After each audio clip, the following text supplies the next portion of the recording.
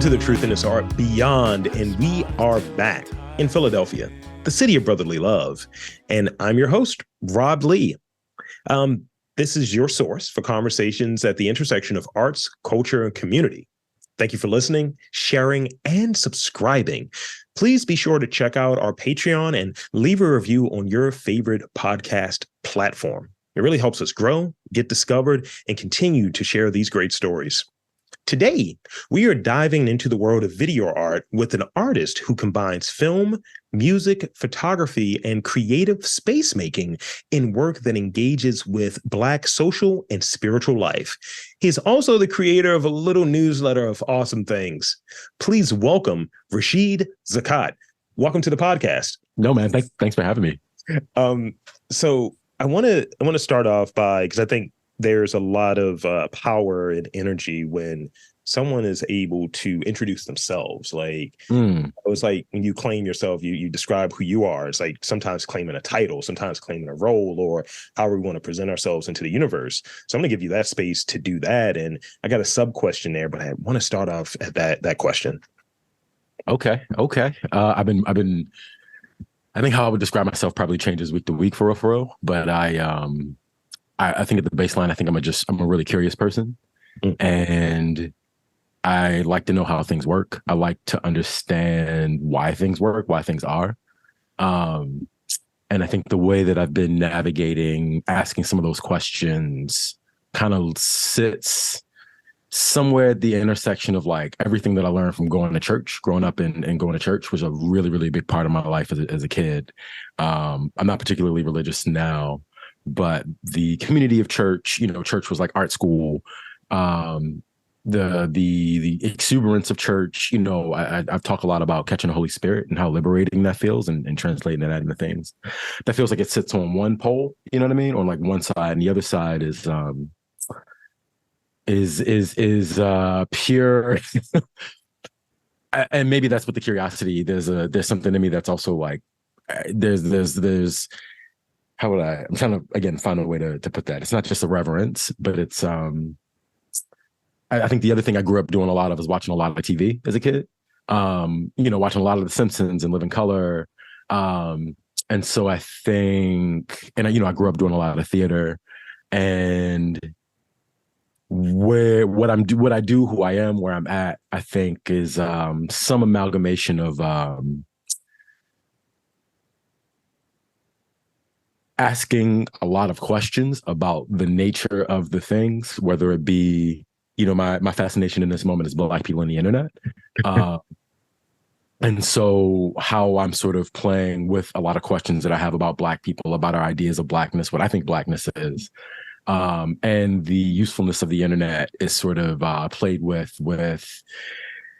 the things that I've learned in church, like video. I would call myself a filmmaker, I guess, a video artist, whatever will pay the bills on a grant application. But using those things, which also include design, which also include space making, which also include making bad music, but DJing good music, to ponder questions, about Blackness, about liberation, about interconnectivity, community. I don't know if I'm making any sense. I don't have my pitch down, but No.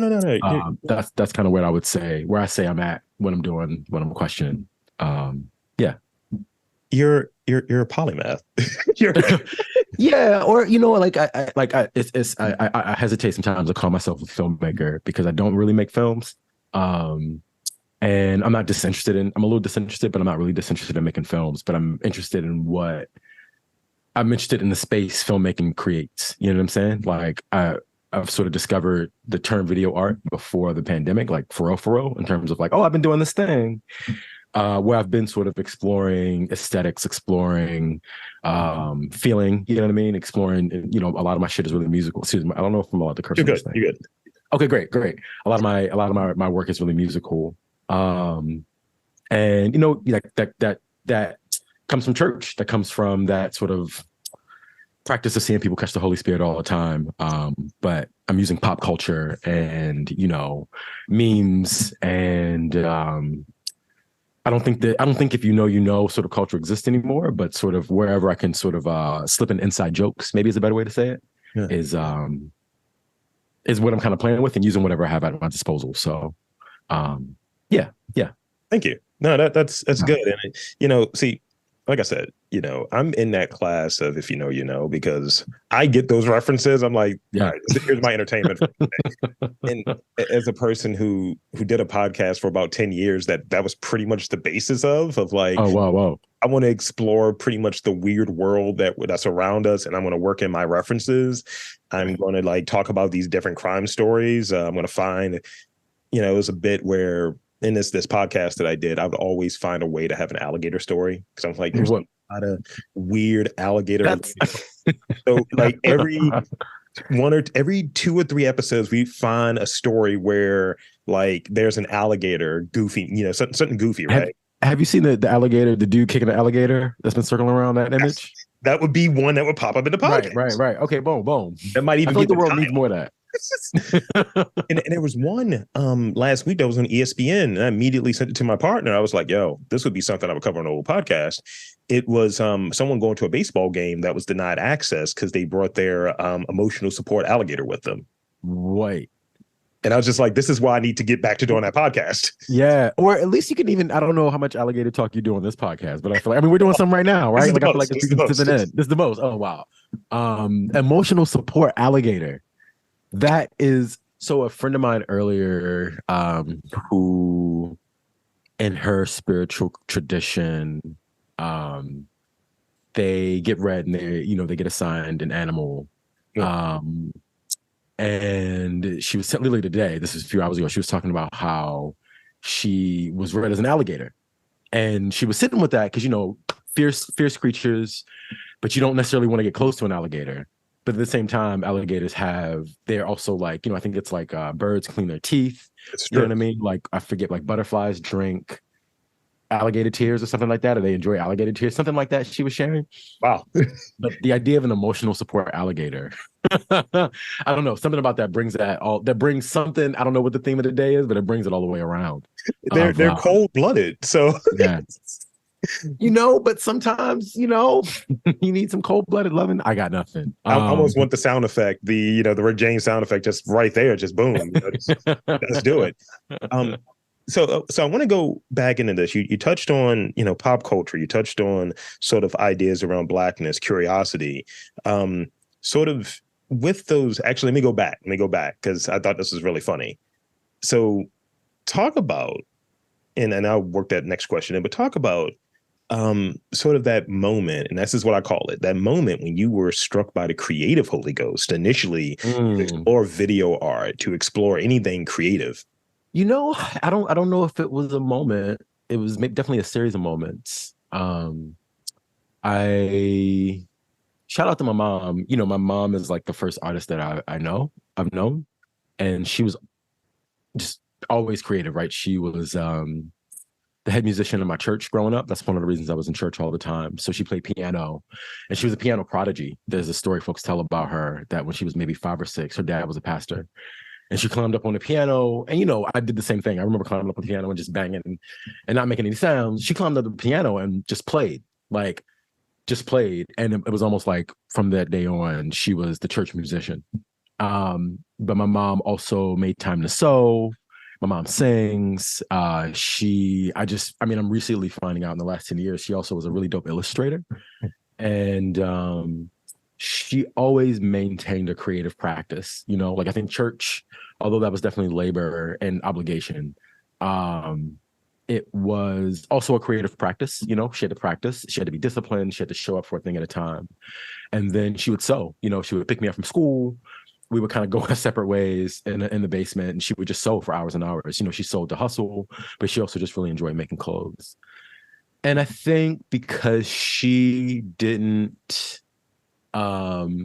wasn't as encouraged in her creativity, she was really good about encouraging me and giving me a lot of space and letting me sort of like, faff around. And so I say all that to say, I'm not sure if there was one moment per se because there was always, my mom was always creating on the daily. I think that's also how she was working out that she was emotionally regulating by sewing as well. And so when I was a kid, I played with Legos. I wanted to be an architect. And then I joined my church's camera crew. I didn't think a lot of it.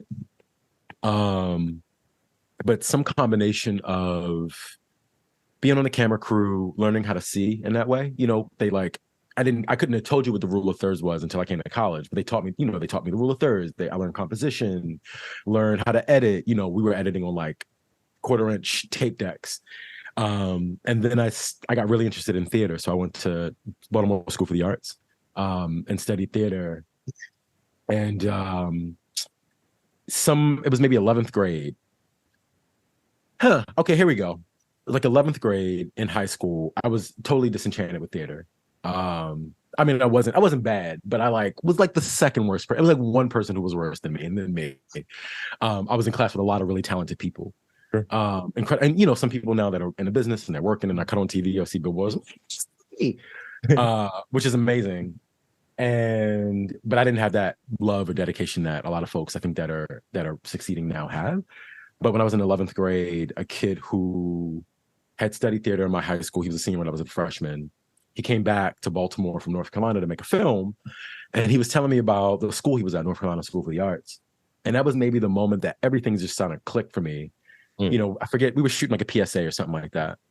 And I think I originally signed up to act, but he was talking about camera stuff. And I was like, oh, I know that.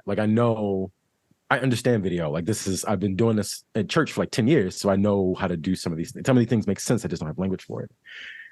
And I think that's maybe the moment where I was like, oh, wait, I should do film. I should do like video stuff. I should play with that. So I told my mom got me a camera. And that's also how I ended up in Philly. I had some friends that came to Temple for film school. And all the music I was listening to was coming from, it was like Jill Scott and the Roots and D'Angelo. It was if it wasn't coming out of like Electric Lady Studios, it was coming out of Larry Gold's. Yeah. And I wanted to, I was like, I wasn't really clear, but I was doing video stuff. I was playing more with recording things around in my daily life. And I was like, I want to do video stuff with the music people that I love. So that was a roundabout story because that there is not really one moment, but I think those are maybe a few of the little boops. I think probably that moment in 11th grade was when I probably got on the path that I'm on now, even though I feel like I've been on it forever. I relate. And more recently, it gets more and more refined, I think, the older I get. Sorry, I didn't mean to cut you off. No, you're good. And I relate. I tell people because it's exchange, right? And I can go back to friggin' high school, 9th grade, 24 years ago. That sucks. But that long ago, right? Having the little how your knees, man? They're not good. But having the wild handy recorder and kind of being trolly, at City. I'm like, yeah, so you're not gonna be here next semester. So tell me about your time here. Wow, microphone. Word. That's how it was. I was one of those. And, that was sort of some of those earlier recordings, or even, trying to impress a girl. I found this sort of dubbing machine that was left in the back of a school. And I was like, I can figure this. I'm a tinkerer, Legos. I get it. Yeah. Yeah. And I remember I was trying to impress this girl. This is so corny and so bad. I didn't get into the School of the Arts for context. But what did you audition for? Illustration. Oh, dope. Yeah, I was always drawing X-Men or what have you. That was just my thing. But yeah, come back to that. so I remember getting this dubbing machine, and I had this advanced English class, and we were talking about the classics, right? And we were talking about Beowulf and Macbeth and things of that nature. Ended up doing a rap song to impress this girl in the class. This shows you the era. Dude in there who was doing all of the DJ Clue ad libs, and I got wild jealous. Got it. I'm gonna do a rap song as Macbeth, and it was called Murder Mac. Yeah, I did that. We definitely would have been friends, first of all. No, I don't know anyone else who was blending Shakespeare and rap music. You know what I'm saying? Yeah. So anyway, that's what it was. And so kind of playing with it and playing with these ideas. And I was writing rhymes and all of that stuff, and I had this mortifying moment where my my biology teacher found my composition notebook with all of my raps in there, and she graded a few of them. Oh, wow. Oh, Wow. she was like, "This isn't that bad. This is really good. This is dark." And I was like, "Yo, you are not even in English to grade my stuff." But once I realized that really wasn't my thing in that way, I think kind of looking at sort of this version of storytelling and kind of refining it and going through the process. Mhm. And I've been a podcaster for it'll be 15 years in February. And Wow. so Dope. that's a long time in figuring it out and being in a spot now where it's this sort of full circleness where I didn't have anyone that taught me a lot, like really anything. There was no sort of lane here. I had some folks teach me a little bit about how to use certain boards and mixers, some of the technical stuff, but for the most part, it's self-taught. And Yeah. now I'm teaching sort of this next generation of high school kids. I got two different groups that I'm teaching, Oh, yeah. two different schools. And, that's sort of the thing. But it all comes from this curiosity. It all comes from this, I can't draw apparently. So let me try something At least else. not well, not to the style they appreciate at School for the Arts. This is true. In the You know what I mean? in 1998. Right. So, I'm just hearing double, toil and trouble, cauldron burn, the fire bubble, yeah, go. I was like, oh, damn spot. I was just quoting things. And the girl in there, she was a model, right? She was a model in the school. And she was like, what's going on, Murder Mac? And I was like, all right, I heard the nickname. Hell yeah, I'll take that. I got the number off of that too. So I was just I'll take it. If you haven't done something cringy for a pretty girl's attention, or a pretty person's attention, I should say, have you really been living? You know what I mean? Have you been living your fullest life? Like, are you open as a person for real, for real? You know what I'm saying? These are real questions. I would fully embrace it now. I'm like, look, man, I need a crown. I need Right. now. We're doing this. We're making it happen. I feel like that's what my adult life is becoming more and more and more of. I hope it is anyway. I'm just like I'm trying to get more ridiculous and more absurd and play more and more costumes. You know what I'm saying? Like, yeah, more shit that people don't get. But if you get it, you'll find this funny as fuck. You know what I mean? Or you'll find it however you find it.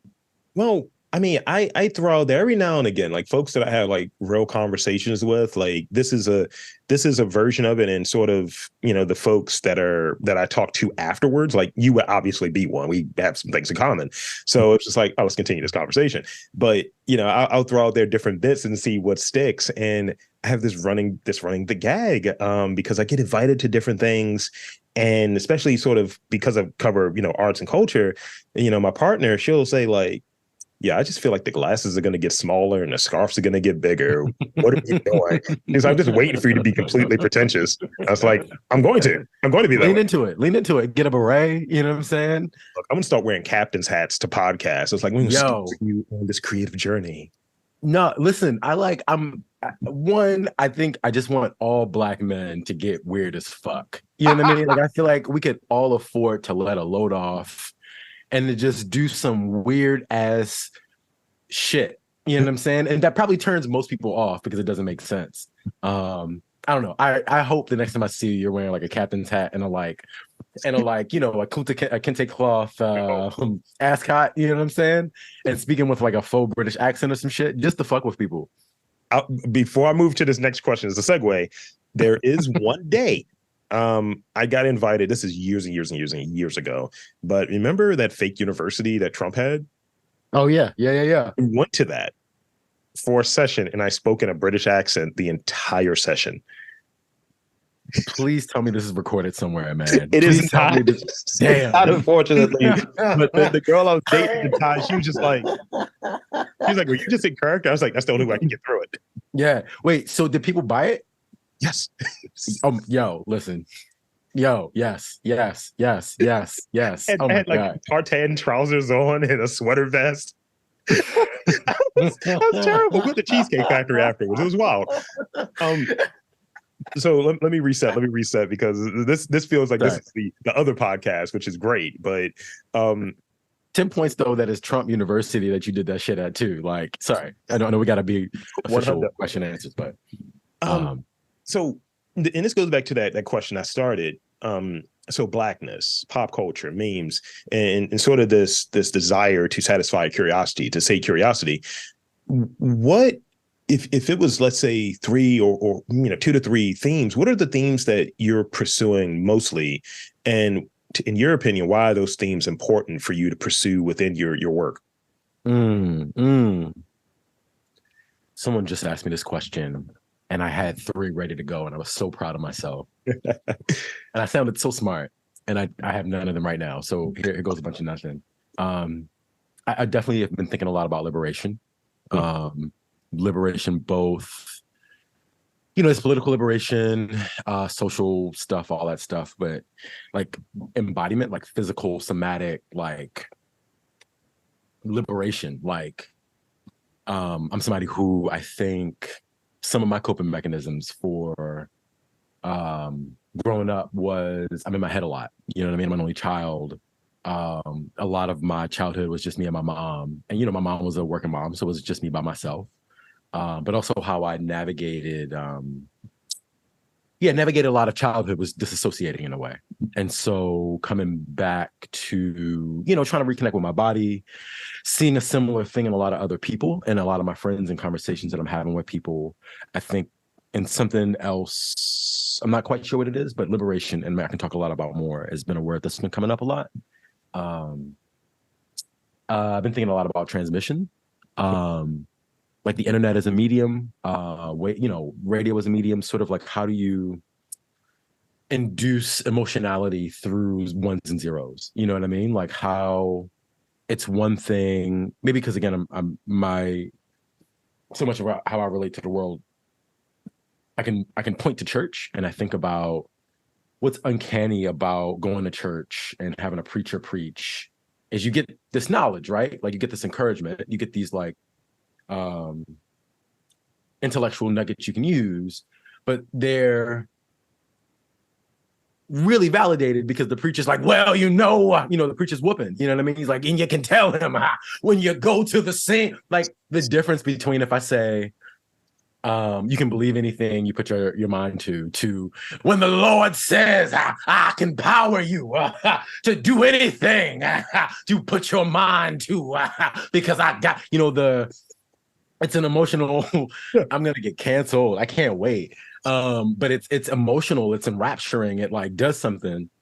And it's something about doing that with ones and zeros that I'm so fascinated with. Like, how can like a series of memes evoke something emotional from you? You know what I mean? Like, how can like, if I hit on the right couple of references, I don't have to necessarily say the thing. I'm trying to get better at saying the thing, but I don't necessarily have to say the thing, but you can understand the thing. You know what I'm saying? And I'm doing all of this shit with, mouse clicking. You know what I'm saying?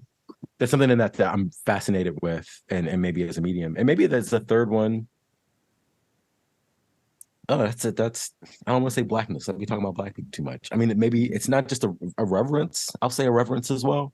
Or humor. Maybe we'll say humor. I think humor as a method. I mean, one, I just like to laugh. I like to laugh. I like to make people laugh. I like to hear people laugh. But I think I love some of my favorite communicators and some of my favorite people use humor to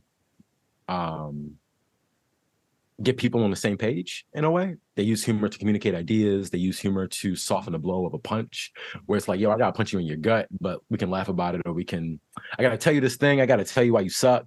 I gotta tell you that, you do this thing. I think it's Alan Watts who says you can't be spiritual without a sense of humor. And there's something about humor that I think like, yeah, like you can change perspective by making somebody laugh more than you can do a speech. You know what I'm saying? Like I can like get you to see what I'm thinking that might be, if sort of my train of thinking is like here and your train of thinking is all the way over there. Humor, at least to me, has been the easiest thing to use to bridge difference to. Yeah. So I would say transmission, liberation, humor are themes that I think they work their ways into all the things. You referenced Alan Watts. Like, come on now. I got this question. I'm getting. You could be either very in a different zone, or you're in an air sign, right? No, I get that a lot though. Okay. I'm curious to what you think though. I'm curious to what you think. You could end up being a Leo for all I know. Wow. Yeah. Whoa. Okay. Okay. I mean, I was it's been too many references that I'm like, my man just said the thing that I was thinking, or a mm, reference that I would make. And I'm like, mm. hold up, bro. That's literally the thing. Because I mean, I'm a cusp, so I'm kind of useless here. You know, When's your birthday? January 20th. Ooh, Yeah. okay. January 3rd. Okay, so you're a cap gang. I'm a Okay, cat. we And I'm a good. cat. We good. Sun, moon, Taurus rising. I got, Earth. I feel so sorry for people who date me, but yeah. But I, similar, would you say? I joke with I joke with my boss at my day job who's a Cap, and I'm like, let's just be petty Capricorns right now. I told him I'm gonna replace them with a sequel script, and my boss Right. was like, she couldn't help. She was just like, please do. That's those ones and zeros again. That's gonna be What? some emotionality right there. You were fired through sequel. So many of my favorite folks though are like born plus minus a day of you, like Questlove, you know what I mean? Same Like day. what'd you say? Same day.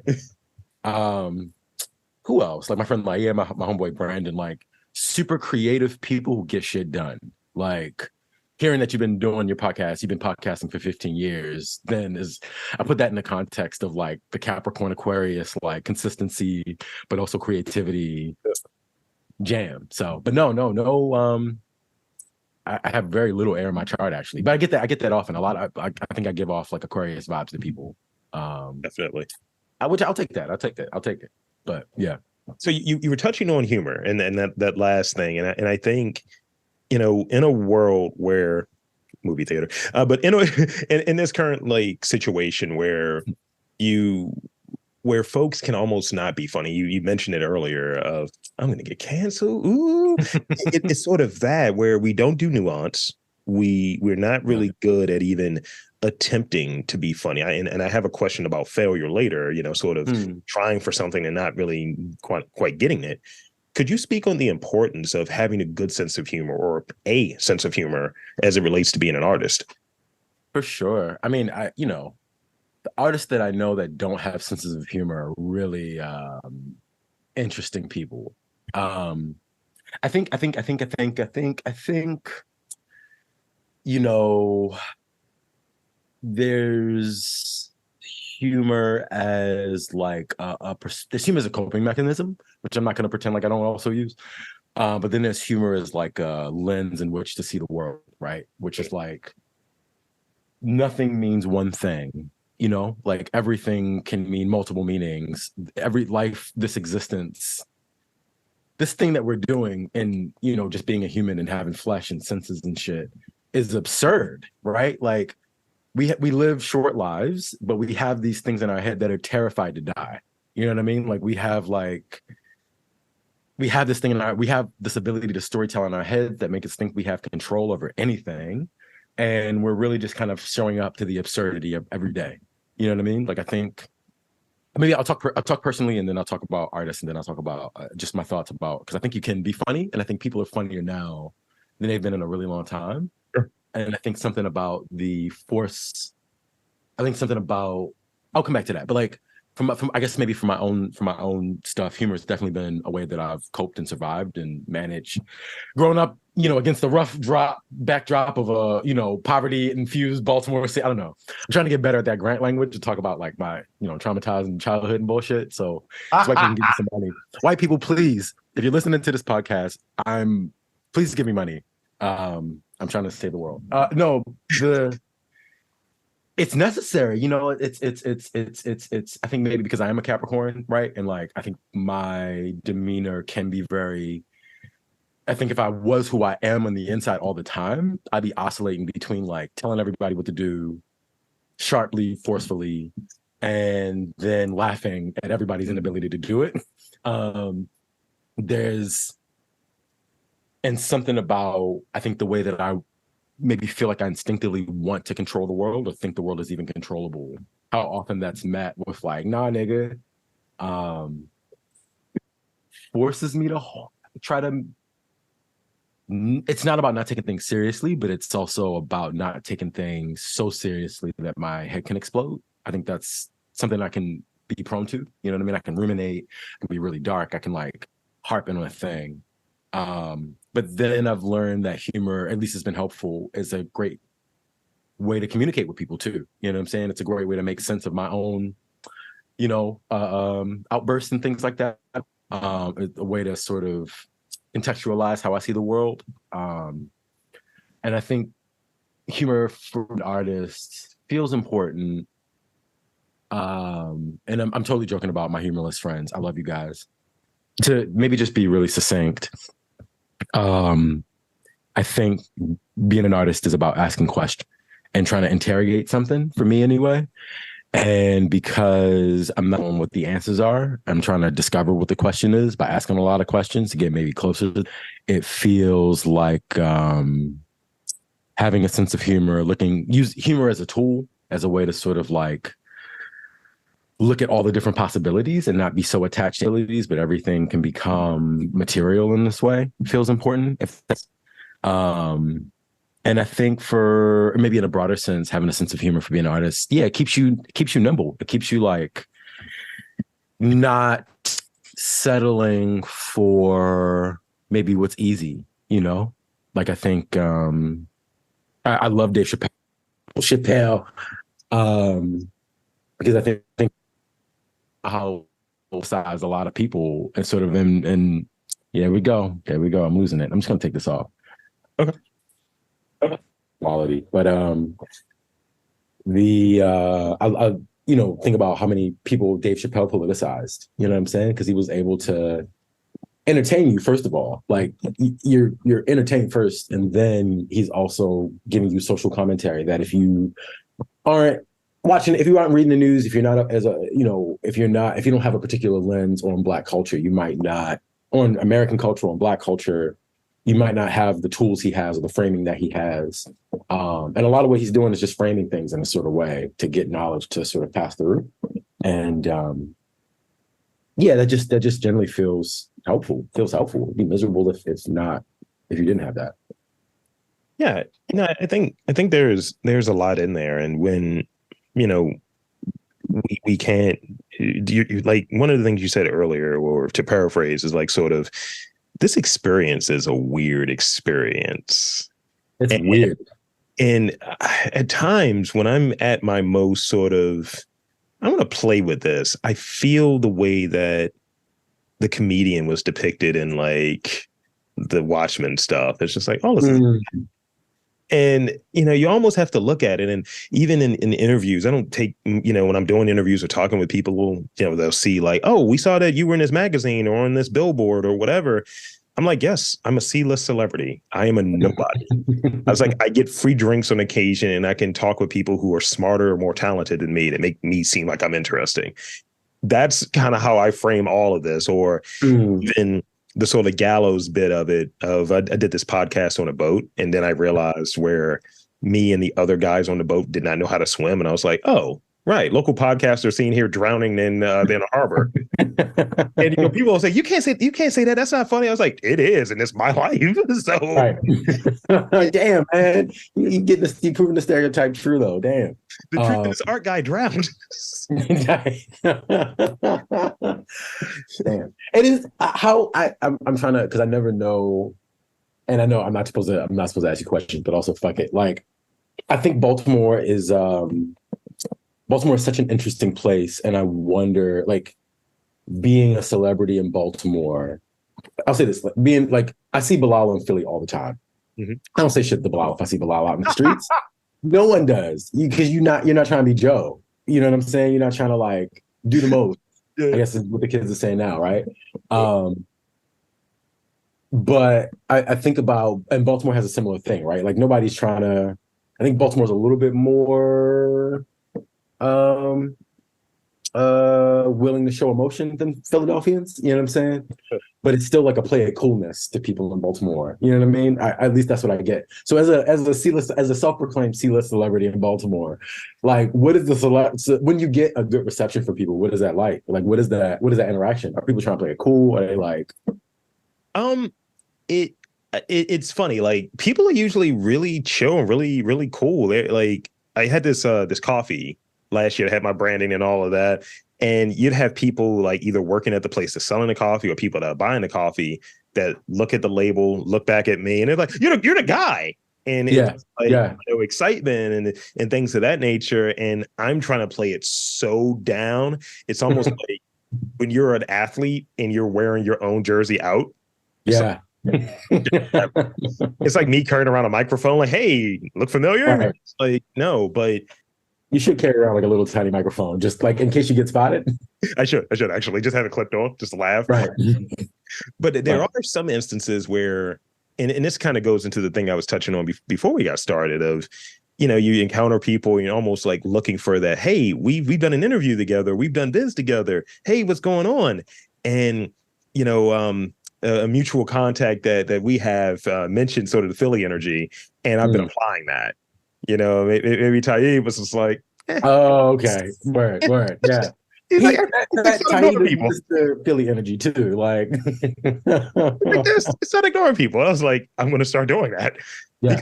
Because, I'm, like I said before, I'm 6'4". I'm a large dude. So if you can't even say hi to me or what have you, it's like, I kind of moved to the other thing. And, I shy away from it because I'm a pretty shy individual. So being out there, I'm kind of like, I just want to get to this movie, bro. I'm shouldn't be here right now. I got too much alcohol in my system. Had too the Rob Lee cocktails, the C-list celebrity status, and I need to get to sort of the next place. I feel like you're just making me think about a dear friend of mine who I think I would say, I don't know, what tier would I say? Let me not get beat up because she's gonna hear this and I'm talking about her. But she gets recognized frequently enough in Philly, but in a way of like she has a podcast, she has business, and people because of her personality, how she shows up, people without meeting her find her to be their best friend in their minds in a way. And so there is this like familiarity, this like parasocial thing that happens with folks. That I guess I watch because I'm like a F-list celebrity in Philly. Like I feel like I have a lot of I'm not shaping myself. It's like Jay Electronic. He's like, I got a lot of family. You got a lot of fan. Like the people that fuck with me, I know them. Like we have a relationship. And so it's a lot less getting recognized in this way, but a lot more of like, yo, we've been friends on the internet for a really long time. What's up? Oh my God, you that dude. And I'm like, oh my God, it's you that person. But the other thing is just, I don't know, it just fascinates me, this sort of like, because you have this thing you've been doing for so long, and that I'm sure people have stories about who you are. And anyway, sorry, I didn't mean to divert us all the way up.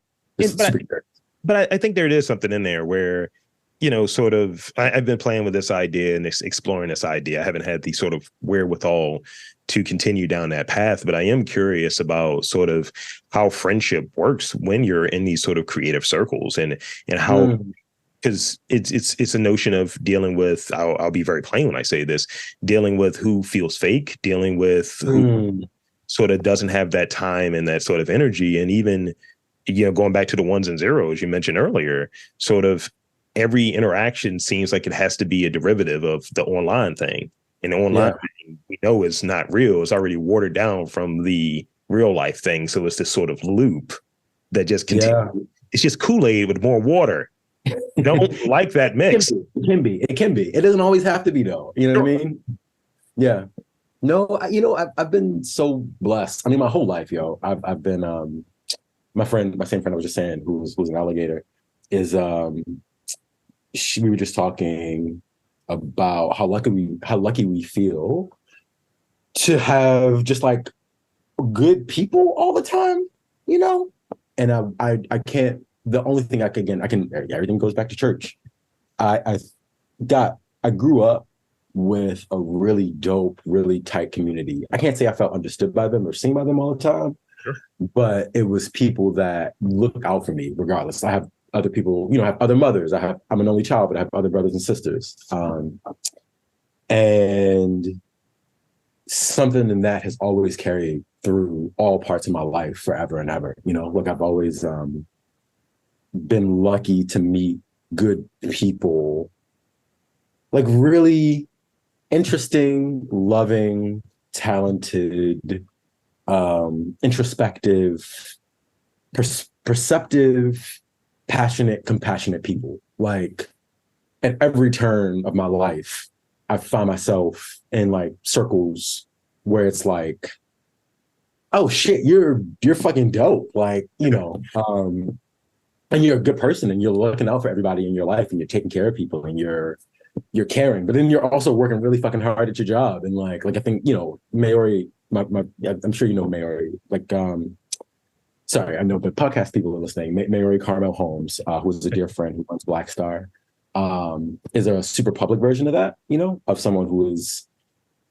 I think another example, actually, I think she's built the thing she's built because she's brilliant, she's creative, but she takes care of people, you know what I mean? And like finds herself in circles of people who take care of people. And it's something that happens when it's like, yo, I bangs with you on a human level. I love who you are. We're connecting. I feel safe. My nervous system feels at ease. I feel excited too. And because we're asking some of the same questions and because we're like at odds with the world in a way, and we're trying to express something artistically. I think a lot of my friends in relationships, again, maybe this is my Capricorn stuff too, it's like I meet somebody, we bangs with each other, and then we work on projects together and we bond that's been just like a persistent thing throughout my whole life. And I'm trying to work on being a better steward of those friendships and of those relationships, because I think sometimes I don't always show up in a way for folks, or haven't always shown up in a way for folks. But yeah, it's been a lot of that. It's been a lot of just like, and I think too, then I've been really lucky that the people that I bang with also bang with other good people. So the circles just grow and grow and grow. And then, like I have a group of friends in West Philly. Well, we were in West Philly. In our heyday, everybody's kind of scattered around the world now. But, it's maybe a group of like 30 or 40 people that I don't know everybody in this group that well, you know what I'm saying? But in the 12, 13 years, I think that we've been maybe the genesis of who's been friends to friends. And really, it's been longer than that. It's like somebody who we've been like, distant friends through this friendship group for a decade, but I trust you, I love you, I know you. Like, oh, snap. Like now we're also getting close. That's another thing I think that also happens is like these people that, I say the same thing about, I guess what I was saying about folks online, where it's like, there is a superficial thing that can be done, because everybody's trying to eat and everybody has the way that they're trying to eat, or they're trying to survive or get validated or get seen or have their backs patted or, get whatever it is. There is definitely that. But then I don't know, it's folks living their lives too, you know what I mean? That are like trying to do interesting stuff, that are trying to ask interesting questions. And there are a lot of folks like that too, that's like, okay, we've been friends online for like 10 years. And there's something that happens that like a connection gets made. And like it could be this one way where it's like really awkward, and it's just like, what can I use you for? What you trying to use me for? How can we network? How can we link up? And I have no tolerance for that shit. I have no tolerance. Because it's like, if I can't bang with you on a personal level, if I can't hang out with you, if I can't like feel at ease with you, you know what I mean? Like if I can't just have a conversation about how I'm feeling about something, I'm gonna be so distracted trying to either people please, so I know you like me, you know what I'm saying? That's my trauma. Or trying to, protect myself, trying to like hold back that whatever it is that you're trying to network and I'm trying to network, whatever it is I'm trying to squeeze out of you, I can't even do to the fullest extent because I don't fuck with you. Like I don't trust you. Like I don't feel safe with you. You know what I'm saying? I feel that, and that's in the nature of doing this. I've talked with people and said like this is a collaborative hard project, and as I'm doing these interviews, and big shout out to Maori because I interviewed her. It was great. But it is that thing where you're looking through, at least I'm looking through of, all right, how does this fit? And being more sort of selective in it. Like there's a certain degree of the journalistic thing of, does this make sense? Does this make sense to fit in there for this? But, as I was touching on earlier, out of the 700 whatever interviews that I've done, maybe 20 people have my personal line.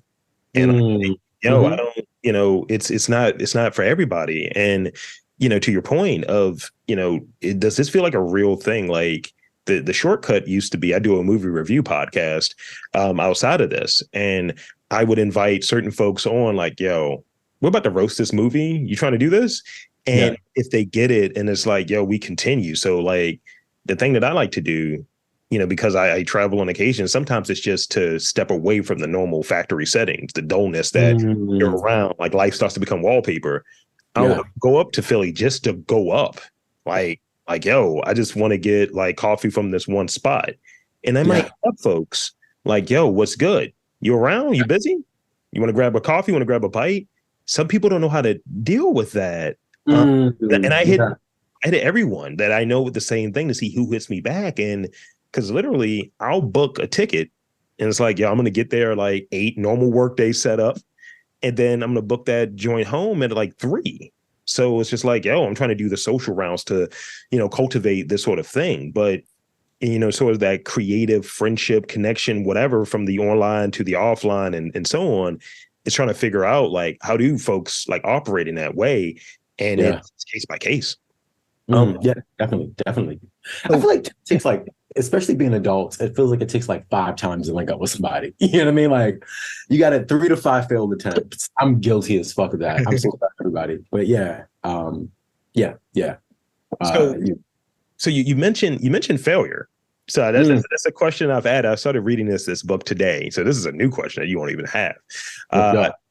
So I'm reading this book. Is this dude? I think his name is Eric Kessler's designer, and he's just talking about just failure as a way to try to like move things along.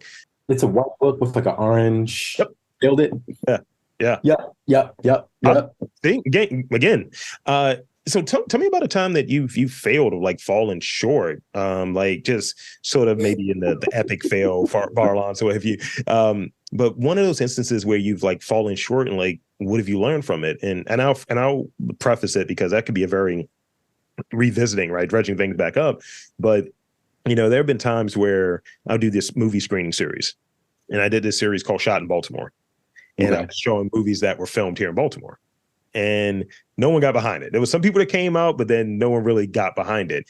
And ultimately, I wanted to try to help support like, emerging filmmakers. That's what I wanted to do. And the last one that I did, it was literally an emerging filmmaker. We were doing his films and we were going to do an interview.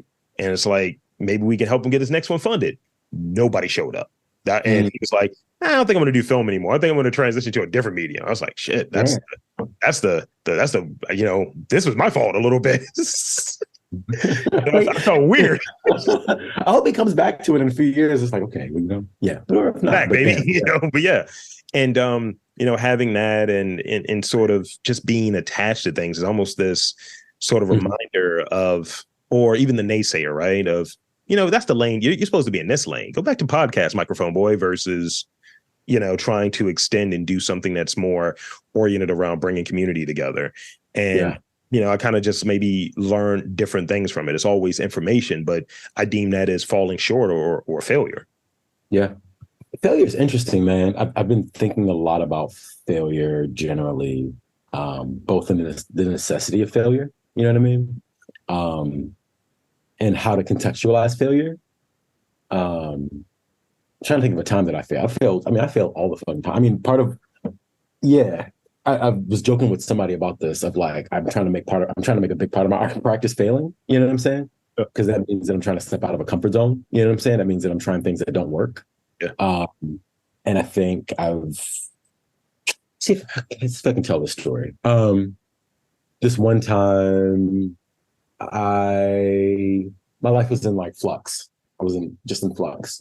I just quit my job. I was living in New York, working at, this tech startup. And I love the people, but I was really disenchanted with the work. I was disenchanted with the idea of working.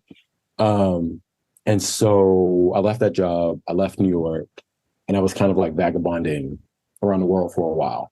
A friend of mine, I was helping a dear friend of mine shoot a film. And we were in Geneva. And to make money, because I was broke. I was briggity broke, broke.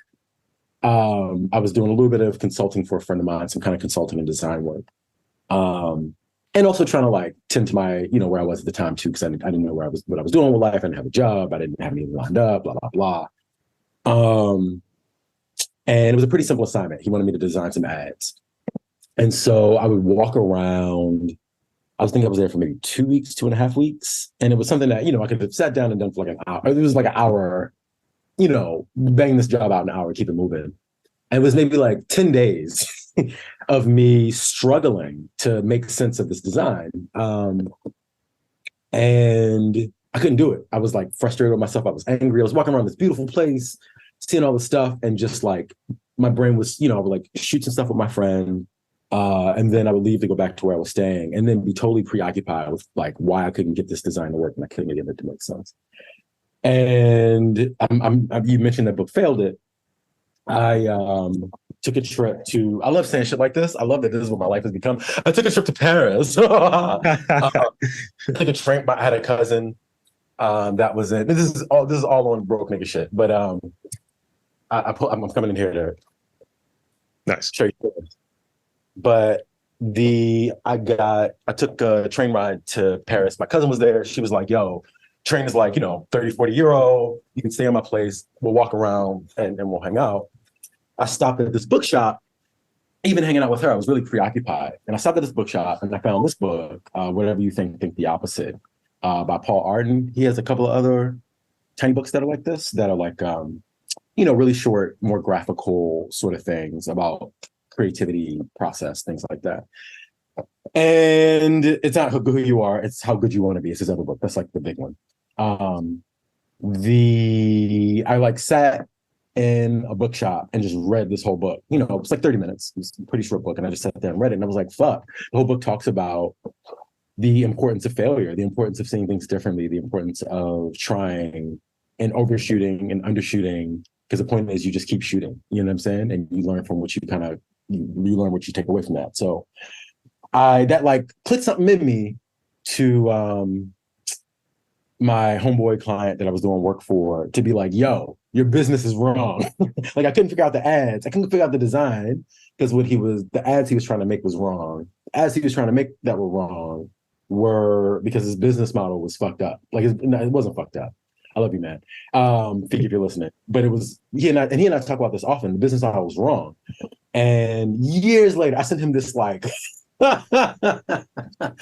long, pretentious email, like, obnoxious email. That's like, I'm so sorry. I was like a week and some change behind the deadline when I said I was going to get it to him. I was like radio silent. Sent this long email of like, yo, I'm sorry I didn't do the designs. And like, I'm not going to do them because the campaign is wrong. Like what you're doing is wrong. The business you're trying to do is wrong. Like what you need to do are these things. And he's a dear friend. We worked together a lot. And so we had that relationship. And I didn't use a lot of humor to buffer it. And, he's super chill. I love him so much. He was like, all right, well, that's how you feel. That's cool. He got somebody else to do the design. Cool. Years later, he was like, the email you sent makes so much sense. That's what I'm doing with my business. All right. Thank you, man. I love you. And, that's maybe that's not the best example of failure. Because again, I fail all the time, man. I fail all the time. I'm trying to fail more too, to be honest. I'm trying to put myself out there more and like get embarrassed a little bit more. You know what I'm saying? Like the failure thing, and I think that does work actually, because we don't look at it enough. Like it's, I've been doing the sort of weight training thing like pretty heavily since January, and I hear folks and they talk about failing reps, failing sets, and so on. And you have like this idea of like partial reps. It's like, no, there's gold there. Do that. Mm-hmm. Don't get it all the way up, see what you can do, push yourself. And, within reason, you don't want to injure yourself, but that's sort of the thing of seeing what those boundaries might look like. And going back to, and I got like one more real question after this, but going back to, sort of that film series I was, mentioning earlier, the first film we did was Meteor Man, 1980 classic, right? And, I lived in Lafayette Projects across the street where they were filming part of it. I went to Hartford Heights. I went to Lafayette Elementary School too. I mean, look, little Charles Curlington action back in the day. And I remember my dad woke us up. He's like, yo, they filming a Black Superman. We're going over there. I was like, it's 11 night. What are we doing? But, in doing that, it's like, initially, I had an interview before hosting the screening. And this is just my idea. It's like just a sort of a pipe dream idea that became a thing. And I just remember going in there with all of this anxiety, crippling anxiety. Like I said, I'm shy. Being in front of folks was like, I don't know, do my limbs. What are we doing? And in doing it subsequently, it just kept getting sort of better and better. And I would try to ensure that I'm up there a little bit longer, almost uncomfortable for myself to get used to it. And, after doing I'll call it the summer of film, doing some of the stuff with Black Star, what have you. I did two, interviews with two of the filmmakers, and then some interviews here for the new Next Film Festival. And then, hosting like a panel. And this is like the biggest panel that I've ever done. It was just like 10 people up there. We're chopping it up. And I'm like, oh, right. And this was in front of the biggest audience I've ever been in front of. And, my partner, she reminded me, she was like, you doing those movie screenings kind of got you to the stage where you can be up there and you can at least go through it and then experience it. And for me, because I don't do it as regularly, it's like when you don't lift weights for months and then suddenly it's like, oh, I'm gonna get back to that normal bench I was at. Yeah. No, this book is my boy Dave McDowell recommended me this book, Creative Practices for Visual Artists. And it was such a dope. Everything you're saying is like that's helping me reflect on it of like, your muscles don't grow without failure. You know what I'm saying? They don't grow without you failing. But to also emotionally prepare yourself to work through constant failure, there's something about ritual. You know what I mean? Having a routine, having a ritual, having a friend of mine I was talking to this morning who is kind of restarting a gym moment. Like they had a moment that clicked that was like, oh, right. Like if I do this in this sequence, I'm not gonna face resistance because it's like, okay, I'm gonna drop my kid off at school and then I go to the gym and then I do my things. You know what I mean? And also the thought of like seeing yourself as something. Like a friend of mine posted the other day, something is like seeing yourself as an athlete helps you to it contextualizes working out, contextualizes staying fit. It gives you a reason for that thing. Even if you're a truck driver, if you see yourself as an athlete, you see yourself as a runner, then you're more likely to run. You know what I'm saying? What'd you say? I said 100. Yeah. Yeah. But no, but it's something. Yeah, it is. But it is something. Even what you were saying about film series was practice. You had a bunch of them that you had to do. That was a ritual for you. You had to show up. You had to practice. Nobody's there. You had to learn how to deal with the emotional pain of that. You know what I mean? And show up again. More people come. You got to learn how to deal with that emotional pain. Like that. It's all. Yeah. I don't know. Just what you were saying. Just what about this idea of ritual? And ritual is a way of moving through so much of the world. You know what I mean? Absolutely. Or getting through so much of the resistance that can get gotten through. You know what I'm saying? No, I hear you. And you're right. It is a thing. And I think sort of I try to find those connections that don't seem like to be the sort of typical one that one is looking for. Like creative practice, it's like you said, it's the ritual thing, whether you're doing something creative, whether you're doing something physical, whether you're doing something to pick up a new habit, it's the ritual nature of doing it and just kind of monitoring it and being with it. That I think when you're falling short of it, it's like something that's with that in that. You're not going to send a pretentious email, but it's one that's going to go out. You might send one to yourself, like, look, Rashid, here's the thing. Right. You need to check in with yourself, bro. So this is the last one I got, and this is sort of the open-ended piece of it. And I got rapid fire questions. You get the rapid fire questions too, because I know you're going to be good on. So as we round out sort of the main conversation, in the next 2-3 months, what have you, what's up for you? What's coming soon? Like, what are you working on? What should folks be looking out for? Yeah. I actually have things I'm working on. That's great. So I've been working on this one project, Revival, that's been kind of the home for a lot of my ideas, questions, kind of various creative practices.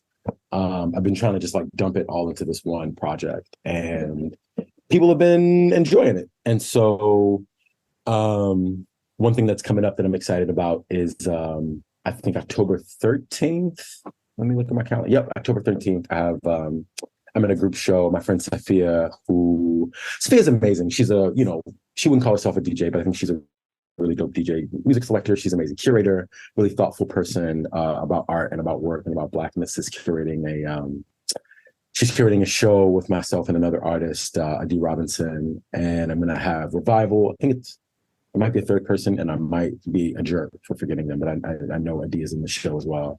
Adi Robinson her work is so colorful and so beautiful, and it's really dope.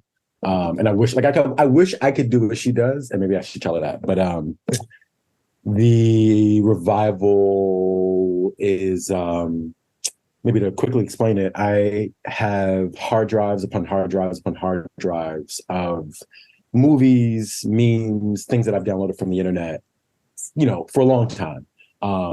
Like if you can, this is not helpful because no one can see this. just Rob, so you can see. These are Wow. some of years of my own filmmaking work and my own sort of video practice, client work and things like that, but also full of like pirated, downloaded, purchased things from all around the internet. And I DJ. I've been DJing for a really long time, and because Serato lets you DJ, and I'm just generally interested in this connection between video and sound. I've been sort of playing between Ableton and Premiere and Serato to make this. It changes form depending on however you're experiencing it, but I essentially DJ video. Sometimes there's a narrative, there's a story. It's almost like watching me live edit video with turntables. It's like one version. Sometimes it's a dance party with really interesting visuals. And in this iteration, it's an installation. So it'll be a 2-hour loop of a video DJ performance that'll be at Critical Distance Center in Toronto. I don't know how long, a couple months. And so getting ready for that, which is cool. And probably some other stuff that I'm forgetting about. One of my goals has been, I make a joke about this, but I'm kind of serious. I want to be Philly's art DJ. So if there's an exhibition opening, if there is like a thing where people can come and kick it, I can come and just play. I don't always have to come and play a dance party. I can come and play some Swarby or some Mind Design or some Coltrane or some, some Polish funk music that I found, or some, whatever it is that isn't necessarily appropriate for a dance party, but it's really dope to hear while you're looking at art. It's super fun to me. And to have like music to curate music as a backdrop as conversation. So I've been trying to do that a lot more and leaning into my own video practice. Like I started posting stuff from my like video archive to Instagram a little while ago, and people really like it. Like I'm really surprised at still, I do this thing, White People Wednesdays, where, it's just white people doing weird white people shit. And there's always sort of a meta story there that I'm not always forthcoming about, but some people catch it. But it'll just be like whatever memes I'm sort of stringing together that week. Or like thinking about looking at that week, that I don't quite know what's there quite yet, but I'm trying to keep playing with this medium of communicating with memes on the internet, but sequence them in a way that it tells a broader story than any one of the memes can do. That's essentially what Revival is, right? Like I'm just DJing memes and music videos and interviews and stuff like that for a couple hours. But yeah, I mean, trying to dive deep into that practice. I feel like I'm looking at my calendar because I'm like, I have more things happening. But I guess, yeah, and just continually just trying to really develop that project and lean into a few other, I wouldn't call them top secret, but a few other ideas I'm excited to unpack with people publicly next year as well. So, yeah, man. I'll be watching. Please. Any feedback, critique? I grew up with a Virgo mom, so I love critique. I'm totally open to that and would love your thoughts, man. 100. So I've been adding, it was 2 rapid fire questions. Now there are 5. You brought this on yourself. So as I tell people, because I think you're in the same tribe of, we've discussed this, same tribe that I'm in, where when you say don't overthink, naturally you're just going to overthink. So don't overthink these. All right.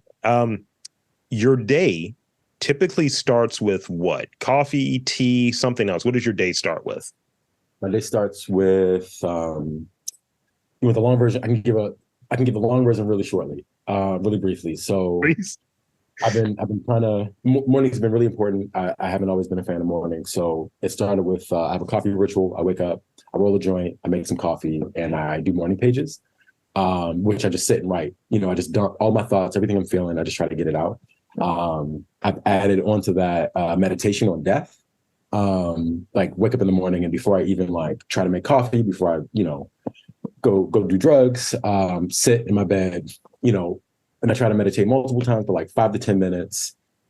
Like whether I'm laying in the bed, sometimes I'll get up and just sit down, but like breathe, think, try to clear my mind a little bit, but then just think a little bit about death. Like think about the possibility of my own mortality, think about the possibility of other people's mortality, and just sit with the impermanence of life, and then smoke some weed, make some coffee, and write out my thoughts and do yoga, and then answer emails eventually. That's now I'm going to be now I'm going to add that to my morning sort of thing. The meditation on death. That is one of the first things. Like, yeah, who's dead? That's literally what pops in my head.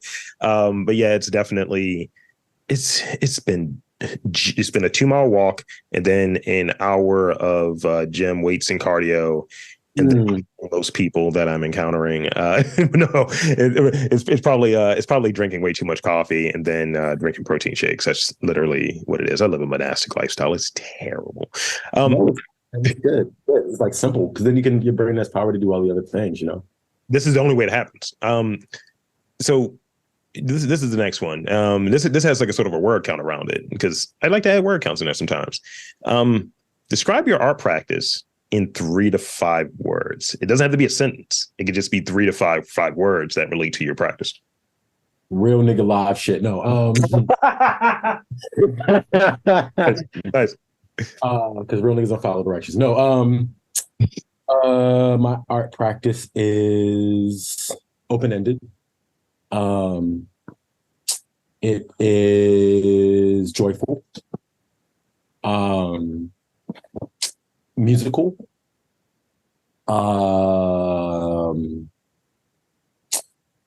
improvisational, and hopefully I'm trying to live into this more communal, either creating community or making things for specific communities. That's good. What was the last song you listened to? Oh. This might not be like the last song I listened to, but Zach Fox. My God, what is that song? Sipping on Tea. I'm obsessed with that song right now, man. He's absurd. I think that dude is hilarious and ridiculous. And I shouldn't find him as funny as I do, but I do. What is your favorite meme currently? Like, let's say of 2023, I guess. Woo! Of 2023. Wow. We're in Q4, you know what I mean? So it's like most of the year is done. What meme do I keep coming back to? This I'll probably come up with something better in a moment, but I think there's this one. I forget this dude. It's like the when you ask your friend to support your delusions, but they just tell you some real shit or they give you real advice. But it's the dude like they have like their remix version of One Thing. And so it's like the dude looking really hurt, like no, oh boom. And he's just looking sorry, y'all can't see what I'm doing, but he's sort of looking off put because that's been the theme this year. That's been a pretty good meme. I didn't do a great job of explaining it, but and I can't think of the creator's name too. He's really, really funny. I'm lying to you. I'm so sorry to do this twice. My favorite meme this year has been fuck. I'm gonna look this up because I just posted this because I love making fun of Christianity. To not lay time. Let's go with the your friend telling you some real shit when you were trying to be you thought they were going to support your delusions. That is, yeah. That's me. It's me some of the time, actually. It's just like that. That's me. It's me some of the time, actually. It's just like that. Are you the friend telling real shit, or are you the friend hoping for your delusions to be supported? I'm the real friend. Or a little bit of both. I guess they're two. I'm the real friend. Right. Got it. Nigga, that shit ain't gonna work. It looks like I'm coming through your. Yeah, I was gonna say I think we got a little delay happening. Maybe I'll go off video for a moment. Yeah. I guess that's good. Yeah. So I got the one last real one. Okay. So, obviously, I think you have a good taste in movies. Obviously, I think that's the thing. What's one movie? I don't want to say your favorite per se, because I think people get caught on favorites. But what is that one movie that, maybe in the last, let's say 5-10 years that you're like, I think everybody should check this one out. Like the people that, kind of dig your work, you're like, your people, what it should be that one movie they should check out that you would, recommend. Ooh. I want to say Everything Everywhere All at Once, but I'm sure everybody's already seen that film. It's amazing.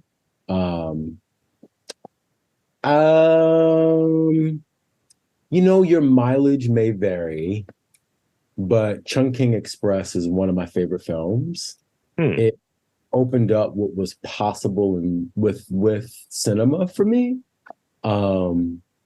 It's gorgeous. It gets referenced off and on, over and over. And other people's stuff. Well, I guess maybe Everything All at Once they reference in the movie Love. But Chungking Express, to me, it's a Chinese film by a filmmaker, Wong Kar-wai, from the 90s. And his process of making it was he would wake up, he would write the sides in the morning, and then they would go shoot them. And he would, the film was done all in sequence in that way. It took super long, but it's such, I think it's beautiful. I think it's a really poetic film. And it's something that I feel like you could kind of make with like your homies in a camera. Like you don't need, the cinematographer Christopher Doyle is brilliant and did some really brilliant stuff, but so much of it is set against, the neon lights in Hong Kong, which grounds it physically, but it feels like they would just go to a place, turn on the camera and like shoot a scene. And they were like crafting the film as they were going, as opposed to it being this other kind of molded thing. You're trying to get the film closer to this vision that you have. And so maybe because it also speaks to the way that I like to work. Maybe that's why it resonates. But even before I knew anything about the production of it, it's beautiful. It's a beautiful film. So I would love for everybody to watch that film and be like, why are you telling me to watch that mess? I didn't know what was going on. I'm putting it on my list. I just like, I'm going to check it out after we wrap here. That's what I use this for. You guys think I'm interested in you all, and I am, but I'm interested in suggestions without asking for said suggestion. So this is really me just doing that. So that's pretty much it, off the hot seat. So in these final moments, I want to, one, thank you for coming onto the podcast and spending some time with me. And two, I want to invite and encourage you to share with the listeners where they can follow you at online, social media, website, all of that good stuff. The floor is yours. Awesome. Thanks, man. And thanks for having me on. Thanks for even in being persistent and following up too. I'm not always the easiest person to catch. I'm working on myself, but this was awesome. This was a lot of fun. You can follow me, Instagram is easy, just at Rashid Zakat. My website, rashidzakat.com, has, some really outdated links to things. I'll get to it one day. If I'm the only me that exists. So not to be that Google me, not to be that dude, but I'm an easily findable person. If you just Google Rashid Zakat, my internet presence is not always compartmentalized very well. I have things kind of scattered all over the place. But I feel like if you start with Instagram, you start with my website, you can kind of branch and follow things from there. If anything, if any of this sounds interesting, that's the thing. And if you Google, you also can go to Rashid.tv. Depending on when this comes out, you may see a single video. Rashid TV is just a silly project of mine where I'm just, I'm practicing shipping, practicing sharing work that I'm making, work that I'm interested in. And I think sometime in the next couple of weeks, there's going to be a new version of it I'm excited to share with folks. But all those things are super viable and really easy. And there you have it, folks. I want to again thank Rashid Zakat for coming onto the podcast and sharing a bit of his journey with us and some ideas. Really, really cool conversation here.